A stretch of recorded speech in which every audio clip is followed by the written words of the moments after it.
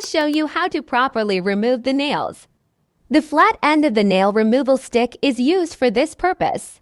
Slide it gently along the nail seam, moving back and forth without prying or using your hands to tear off the nails. This way, you won't harm your natural nails at all.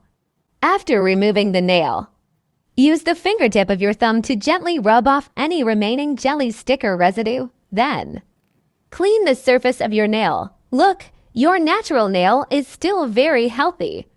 Next, take the other end of the nail removal stick, insert it into the adhesive, and rotate it in the S. If you find that your nails appear whitish after removal, don't worry. You can use a disinfecting wipe or rinse them with water. To restore them to their original condition, we recommend removing and reapplying the nails every 1 to 2 weeks to maintain your natural nails.